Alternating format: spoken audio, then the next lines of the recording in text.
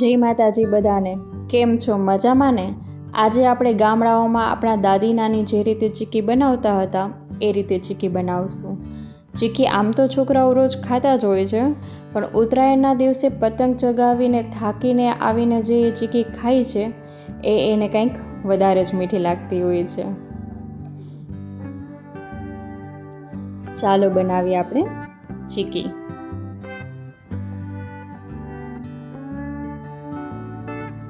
તવી લીધી છે, એમાં 1 વાટકો 1 મગફળીના દાણા લીધા છે. તમારે વધારે ઓછી બનાવવી હોય એ રીતનો માપ તમારે લેવાનું છે. નાની વાટકી લ્યો, મોટી વાટકી લ્યો અથવા તપેલી લ્યો. પછી એ દાણાને આપણે શેકી લેશું.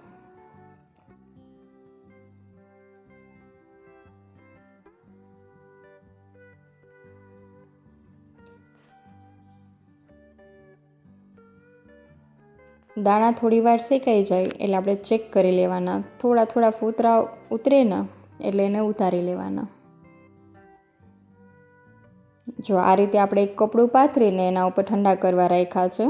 ગરમ હોય ત્યારે ફૂતરા એટલા ઉતરતા નથી જલ્દી. ઠંડા થઈ જશે એટલે એના ફૂતરા જલ્દીથી ઉતરી જશે. મગફળીના દાણા બળી જાય ને એ રીતે આપણે નથી શેકવાના. મેં ચૂલામાં તાપ થોડો ધીમો જ રાખ્યો હતો, જેના લીધે મગફળી બળી ન જાય. તમે ગેસ ઉપર કરતા હોય તો મીડિયમ ફ્લેમ રાખીને આપણે શેકવાના છે એને. આ રીતે હવે આપણે કપડામાં એને મસળશું, જેના લીધે એના ફૂતરા બધા નીકળી જશે અને 2 ભાગ પણ થઈ જશે.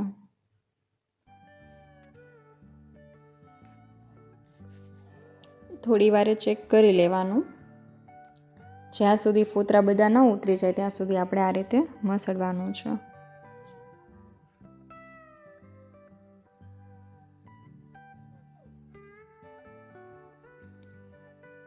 અમુક મગફળી એવી પણ હોય કે એના ફૂતરા ન ઉતરે, એટલે 1-2 દાણા એવા રહી ગયા હોય તો એ આપણે આમાંથી કાઢી લેવાના. બાકી જો બધી મગફળીના ફૂતરા નીકળી ગયા છે અને 2 ભાગ થઈ ગયા છે. હવે આપણે ઝારાથી બધા ફૂતરા કાઢી લેશું.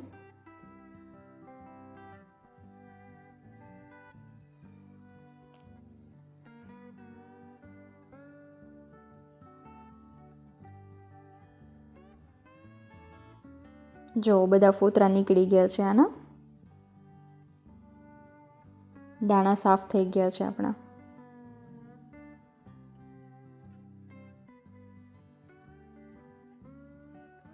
હવે તવીમાં આપણે જેટલી મગફળી લીધી હોય એટલું ગોળ લેવાનું. મેં આમાં ગોળ થોડુંક ઓછું લીધું છે, કેમ કે મારા છોકરાઓને ગોળ ઓછું ને મગફળી વધારે એવી ચીક્કી ભાવે છે. એટલે આપણે માપ 2 સરખું જ લેવાનું છે. જેટલી મગફળી લઈએ ને એટલું જ ગોળ લેવાનું આમાં. હવે આપણે 1 નાનો ચમચો ઘીનો એડ કરી દઈશું. ઘી એડ કરવાથી શું થાય છે કે આપણી ચીક્કી કડક તો થાય છે, પણ દાંતથી ભાંગે ને એવી પોચી પણ થાય છે. એકદમ ઓલી કડક તૂટે નહીં એવી ના થાય, સરસ ક્રન્ચી અને સોફ્ટ થાય. ગોળ આપણો તરી લાલ ન થઈ જાય વધારે, એટલે એક સરખો આપણે એને હલાવતા રહીશું.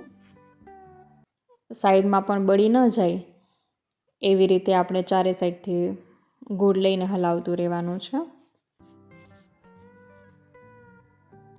ગોળ આપણો સેજ લાલ થાય ને એટલે એને આપણે 1 વાટકીમાં પાણી લઈ અને ચાસણીનું ટીપું એમાં એડ કરવાનું અને ગોળને આપણે હાથમાં લેવાનું. જો એ તૂટી જાય એવું થાય ને તો સમજી લો કે ચાસણી આવી ગઈ છે, અને જો આમ ખેંચાતી હોય ને તો ચાસણી આપણી કાચી હોય, તો એ આપણા દાંતમાં ચોટશે ચીક્કી. હું તમને આમાં એ નહીં બતાવી શકું ચાસણી, કેમ કે મારે ચૂલાનો તાપ સેજ વધી ગયો હતો ને એના લીધે ગોળની ચાસણી આવી ગઈ હતી. જો હું દેખાડવામાં રહું ને તો ચાસણી વધી જાય એમ હતું, એટલે મેં ફટાફટ 2 એડ કરી દીધા છે. આ રીતે આપણે ફટાફટ મિક્સ કરી અને નીચે ઉતારી લેવાનું છે મિશ્રણ, નહીંતર ચાસણી વધારે આવી જાય. ગેસ ઉપર આપણે બનાવતા હોય ને તો કાંઈ પ્રોબ્લેમ ન થાય, એમાં ગેસની ફ્લેમ આપણે ધીમી કરી શકીએ, પણ ચૂલામાં તો આપણી પાસે એ ઓપ્શન હોતો નથી, એટલે મારે ફટાફટથી નીચે તવી ઉતારી લેવી પડી. 1 થાળીમાં ઘી લગાવીને થાળી રાખી દીધી હતી એમાં હવે આપણે આ મિશ્રણ પાથરી દઈશું. ઘી સરખું લગાવેલું હોય ને તો આપણી ચીકી ચોટશે ને એને નીકળી જશે પાછું. અને પછી વાટકામાં ઘી લગાવીને ચમચો અથવા તમારી પાસે મોટો વાટકો જે કંઈ હોય એમાં આપણે ઘી લગાવીને આ રીતે ઉપર ચીકી સરખી સેટ કરી દેવાની. વેલણની આપણને જરૂર નહીં પડે. ઘણા વ્યક્તિ વેલણથી વણતા હોય છે, પણ આપણે પહેલેથી આ રીતથી જ બનાવતા હોય બધા કે વાટકામાં નીચે ઘી લગાવી અને સરખી ફેરવી દે એટલે ચીકી એક સરખી પથરાઈ જાય છે થાળીમાં. જોવો થઈ ગઈ ને બધી સરખી સેટ. જાડી પાતળી નહીં રહે, એક સરખી જ થશે બધી. હવે આપણે એને ઠંડી થવા રાખી દઈશું.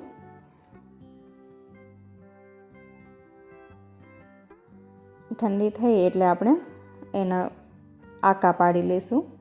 થોડીક ઠંડી થાય ને એટલે આકા પાડી લઈશું. પછી બહુ ઠંડી થઈ જશે ને તો આકા નહીં પડે.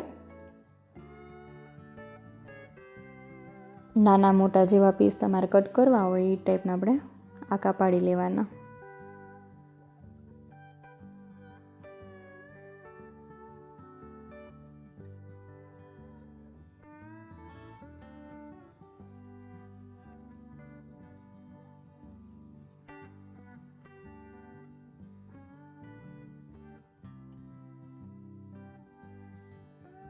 જો ચીકી આપણે ચાકુની મદદથી કાઢીએ છીએ તો નીકળી જાય છે ને એકદમ ક્રન્ચી પણ થઈ છે અને ખાવામાં પણ સારી થઈ છે ટેસ્ટમાં.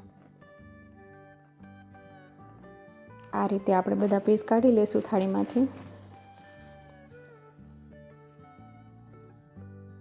જો આપણી ચીકી બનીને તૈયાર થઈ ગઈ છે.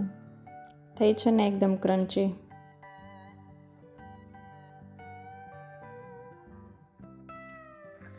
લાગે છે ને યમી.